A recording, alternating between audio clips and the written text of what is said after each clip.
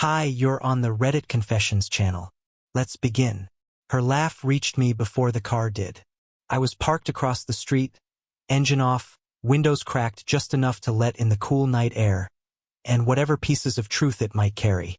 The street was mostly empty, but the lights from the restaurant's patio cast long shadows onto the pavement.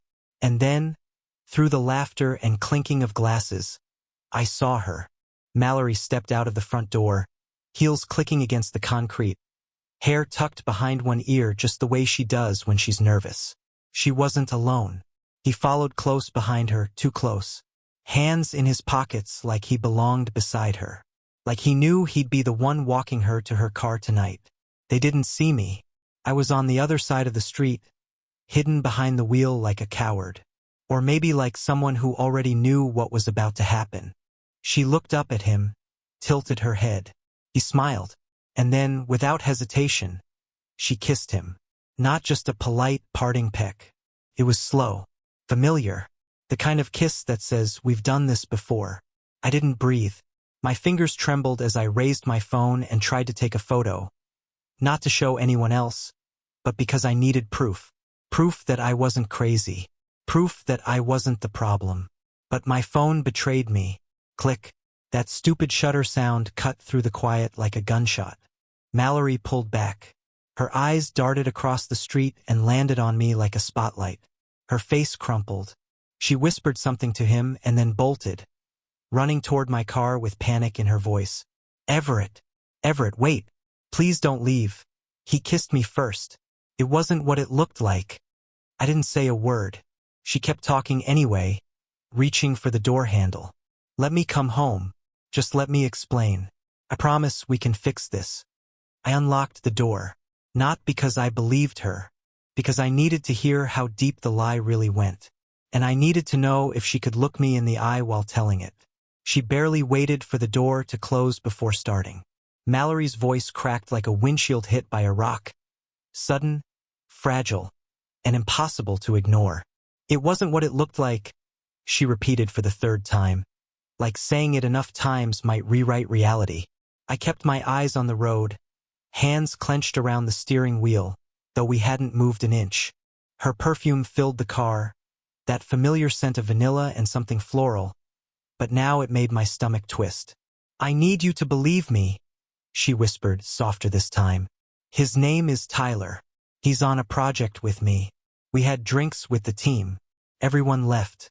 He walked me out. And then he kissed me. I didn't expect it, I swear. I finally turned to look at her.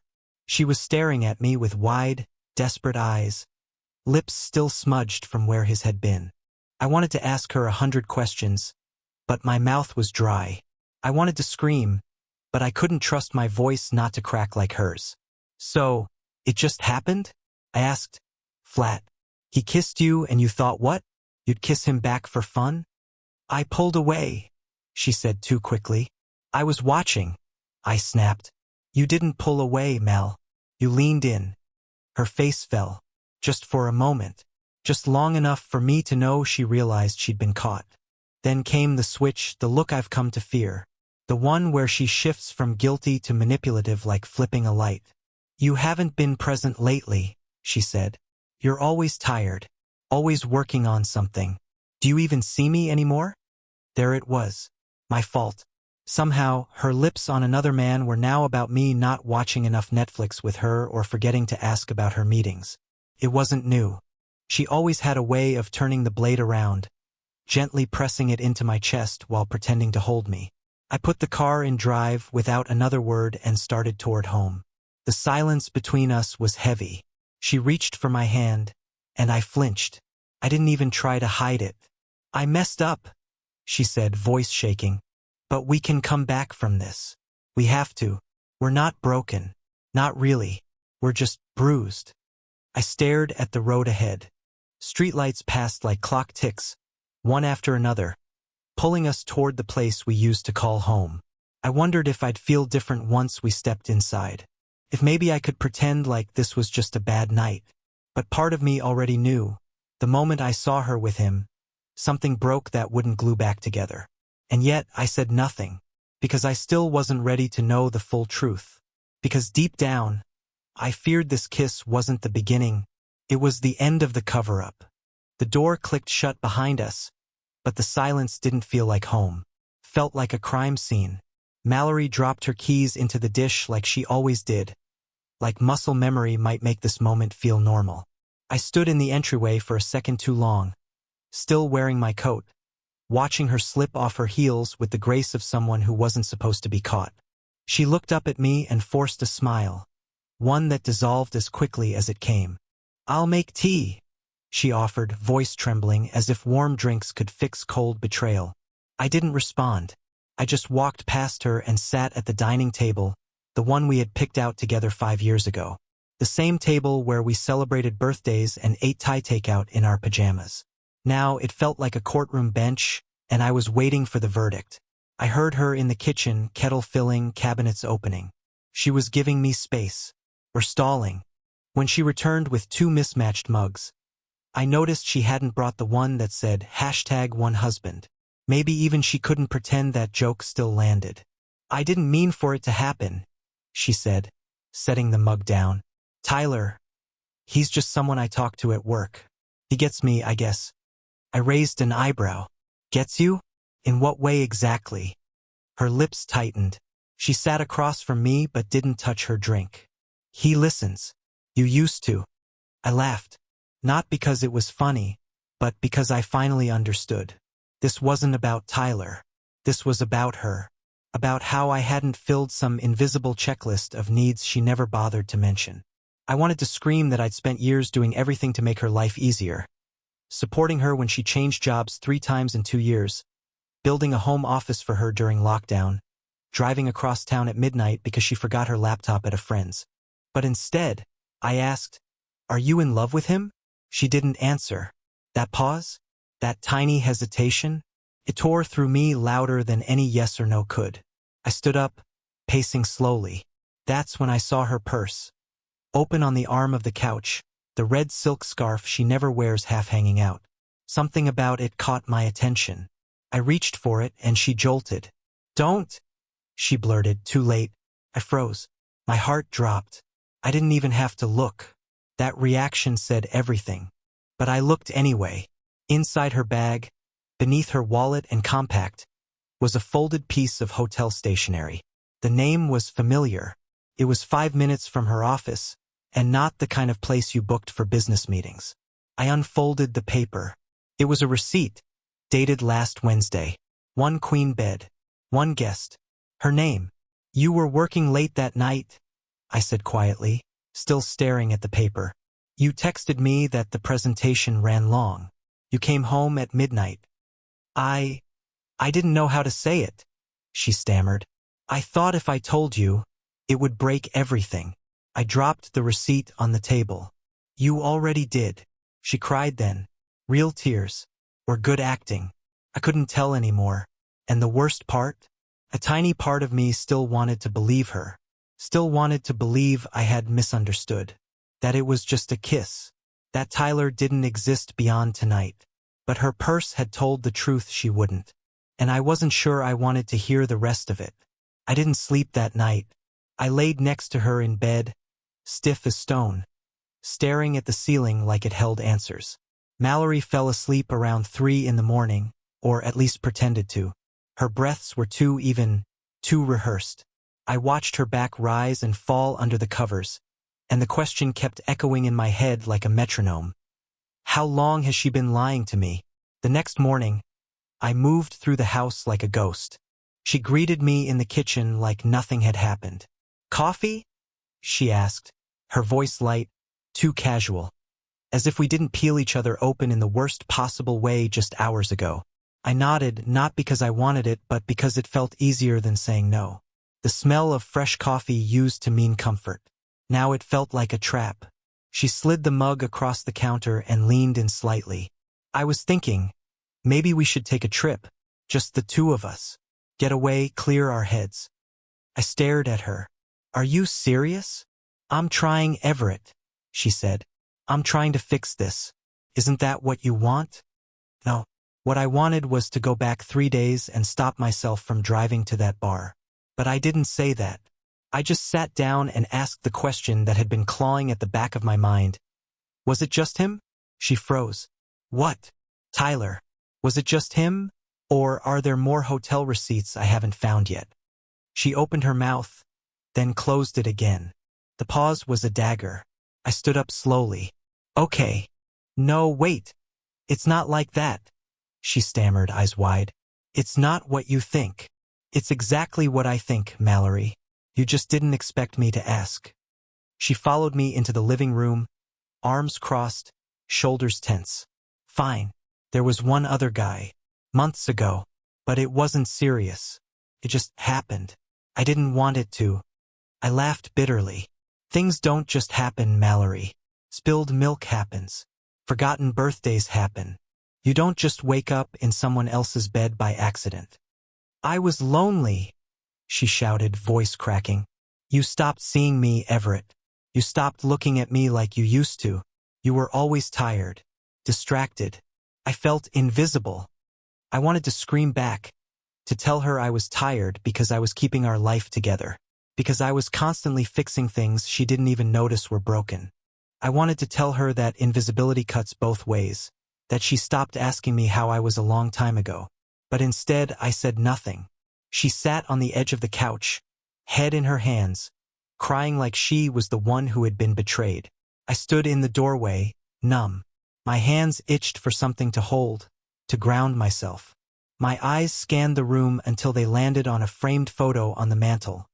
Us in Colorado 3 winters ago. Smiling. Snow in our hair. I remembered thinking in that moment, I'm lucky to have her. Now I wondered how long that version of her had been gone. Do you want me to leave? She asked quietly. I didn't answer right away. I wanted to say yes. I wanted to scream it. But the truth was I didn't know. I had spent so long building this life around her that I couldn't tell if I was angry because she broke it, or because I didn't know who I was without it. Not yet, I said finally. But you need to tell me everything. No more lies. She nodded. Okay. And that's when she told me something that made everything worse. Something I wasn't even close to prepared for. She took a deep breath like she was about to confess to something minor. A forgotten appointment or a secret credit card. But what came out of her mouth wasn't small. It didn't land softly. It came like a slow, heavy freight train I couldn't stop. And once she said it, I felt my hands go cold. It wasn't just one night with Tyler, Mallory began, voice barely above a whisper. We've seen each other a few times, over the last couple of months. She didn't look at me. Her eyes were fixed on the rug, like she couldn't bear to see what this was doing to me. I stood perfectly still, not because I was calm, but because if I moved even an inch, I was afraid I'd break something, or worse, break down. I felt like a puppet whose strings had just been yanked upward by someone with no mercy. How many times? I asked, even though I already knew the answer would ruin something. She hesitated. 4. Maybe 5. Maybe, I repeated, a bitter taste rising in my throat. You maybe know how many times you've slept with another man? It's all a blur, she said quickly. Too quickly. Like she wanted to rush past the details and pretend the confession was enough. It wasn't about love, Everett. It wasn't even about him. I was just spiraling. I felt stuck. I felt like nothing in my life was mine anymore. I couldn't believe what I was hearing. She was describing our marriage like it was some cage she'd been locked in. And yet I was the one who made the morning coffee, folded her laundry, listened to her vent about coworkers I didn't even know. I had supported her through job changes, through her sister's messy divorce, through that whole year when she said she didn't know who she was anymore. Carried it. All of it. And she called that being stuck? And what about the other guy? I asked, jaw tight. The one before Tyler. She looked at me then, fully. Tears welled in her eyes, but I didn't flinch. I wanted the truth, not her guilt. He was someone I met at a conference last year. It was just one time. We were both drunk. It didn't mean anything. She kept saying that. It didn't mean anything. As if that made it better. As if erasing the emotion behind the act somehow made the betrayal more bearable. But the truth is, what hurt wasn't just the act itself, it was the planning. The secrecy. the effort it took to lie. You don't cheat by accident. You cheat by choice, and she had made that choice again and again, while I was in the kitchen making dinner or sitting on the couch waiting for her to come home. There was a silence after that. One that stretched too long and filled every inch of the room with discomfort. Finally, she asked, "Do you hate me?" I blinked. That was the wrong question. "I don't even know who you are," I said quietly. She broke into sobs again, covering her face, rocking slightly like a child trying to disappear. I didn't move to comfort her. For once, I wasn't going to play the caretaker. Not tonight. Not after this. I stood and walked toward the hallway. I didn't know where I was going. Just away. Anywhere but here. Before I reached the bedroom, she called after me, her voice shaking. "I want to make this right. I'll do anything. Therapy. Couples counseling. Just don't give up on us yet." I paused. And for the first time since I saw them kiss, I realized something terrifying. I didn't know if there was still an us left to fight for. I didn't sleep again. Not even a little.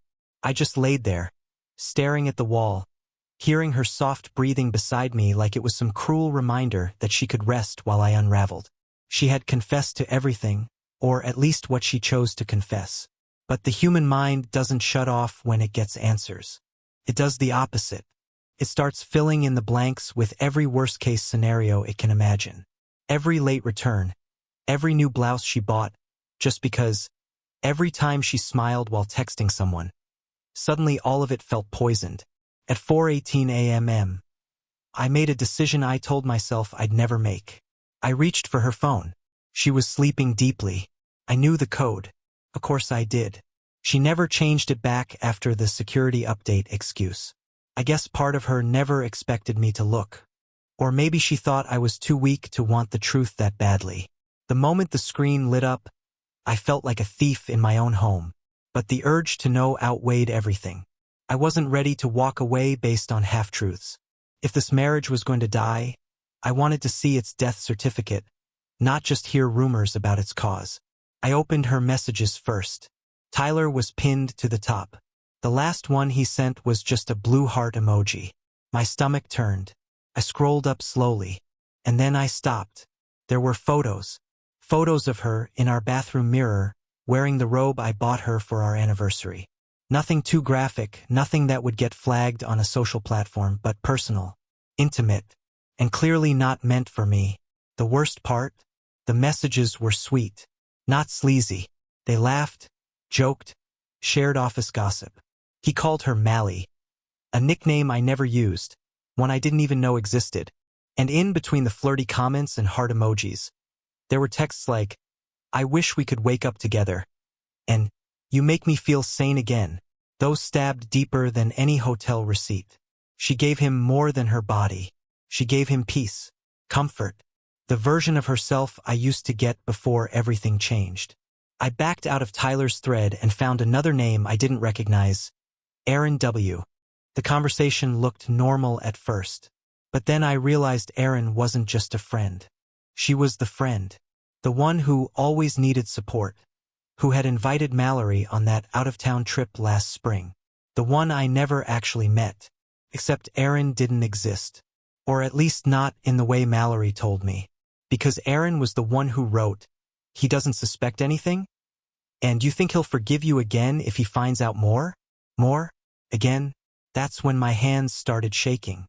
I put the phone down, slid it back where I found it, and sat on the edge of the bed like the floor might give way beneath me. My vision blurred. I wasn't sure if I was going to cry, or scream, or vomit. I didn't know which part hurt more, the lies, the cheating, or the fact that she talked about me like I was some gullible idiot who'd keep coming back no matter what. At 6:07 a.m., she stirred. "Are you okay?" she mumbled, still half asleep.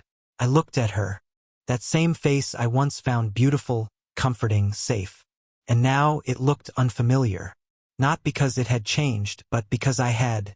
"I'm going out for a drive," I said flatly. "Now?" she asked, rubbing her eyes. "You haven't slept." "I know." She sat up slowly. "Can we talk when you get back?" I didn't answer. I just grabbed my keys, walked out the door, and sat behind the wheel of my car. Because in that moment, I didn't know if I was coming back at all. I didn't know where I was going. I just drove. My hands were stiff on the wheel, knuckles pale, and the city around me looked unfamiliar despite having lived here for over a decade. The streets were empty, like they were holding their breath along with me. I ended up parked at an overlook near the old reservoir, a place Mallory and I used to visit when we first moved in together. Back then, we'd sit here for hours and talk about the future. Now I was sitting there alone, trying to decide if we had one. I stared at my phone, thumb hovering over the screen. I had never done this before. I'd never been that guy, the one who reached out to the other man. But after what I saw in those messages, I couldn't let Tyler just exist in the background anymore. He wasn't just a fling. He was part of her life now, a secret life I'd only glimpsed through cracks. And I was done guessing. I opened the thread. I copied his number from her messages and saved it under a fake contact name. My hands trembled as I typed. Me, I know who you are. I saw the texts. I saw everything. Just answer one thing. Did you ever think about what you were doing to me? I stared at the message for almost a full minute before pressing send. I expected silence. Or maybe a denial. I wasn't ready for what I got. He replied 2 minutes later. Tyler, I thought she'd told you by now. She said you guys were separating. That you weren't really together anymore. My stomach dropped. The audacity. The bold, disgusting lie. Me. We've been married for 7 years. Lived together. Shared a home. She made dinner last week and told me she loved me. Tyler, look man, I didn't mean to mess up anyone's marriage. I believed what she told me. I wouldn't have gotten involved otherwise. Another lie. He had photos. He had memories. He knew she lived with someone. And still, he leaned in and kissed her under those streetlights. Still, he told her he wanted to wake up next to her. And then, without warning, he sent me something else. A photo. It was her. Mallory. Sitting on his couch in one of my old t-shirts. Smiling. Knees tucked under her. Hair messy. Like she belonged there. Like that was home. I don't remember breathing after that. I don't remember putting my phone down. All I remember is the numbness. The static in my head. And then I laughed. A small, broken laugh that didn't sound like me. Because that shirt. She told me she hated that shirt. Told me to throw it out years ago. But there she was, wearing it like some kind of trophy. A prize from the man she betrayed. That laugh turned into something else. Not anger. Not sadness. Just exhaustion. I sat there for almost an hour, staring at the water, before I drove home. She was waiting in the kitchen when I walked in. Coffee again. Same routine. Like nothing had shattered. I didn't know if you were coming back, she said quietly. I dropped my keys on the counter. You told him we were separating. She froze. Her eyes widened, lips parted. But no words came. I nodded. That's what I thought. She started crying again. I didn't stop her. I walked past her, into the bedroom, and opened the closet. I didn't pack much. Just enough. A bag, a jacket, and my laptop. I didn't slam drawers. I didn't yell. I didn't ask more questions. She followed me, panicking now. Please don't do this. Everett, please, we can fix it. We'll go to therapy. I'll block him. I'll change everything.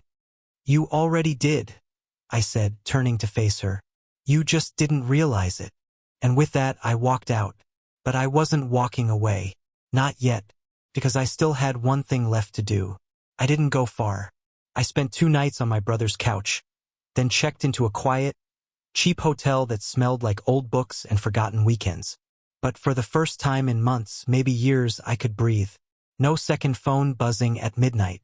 No forced small talk across the dinner table. Just silence. Heavy, honest silence.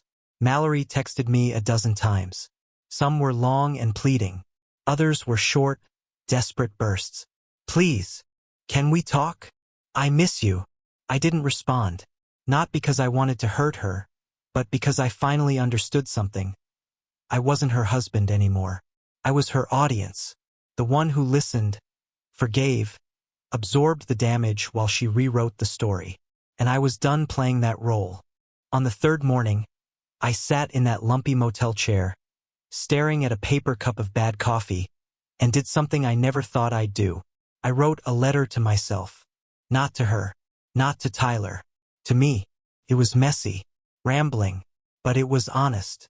I wrote that I wasn't stupid. I wasn't weak. I had trusted, loved, tried.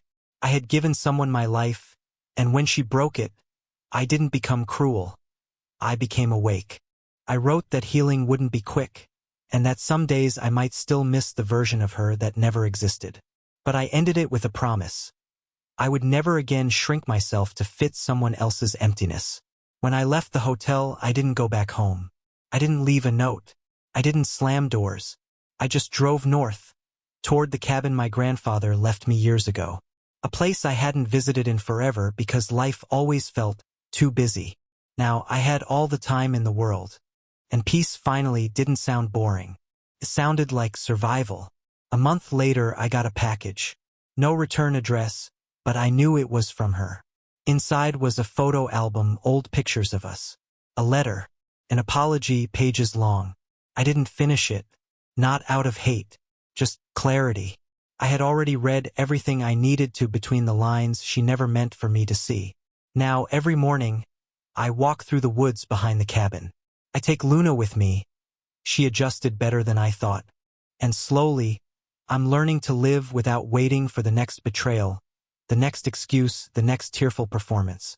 This isn't the story of a man who lost his wife.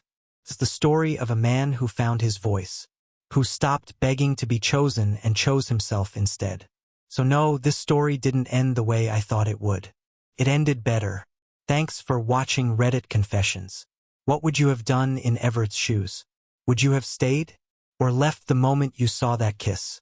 Let us know in the comments, and don't forget to subscribe for more stories like this one.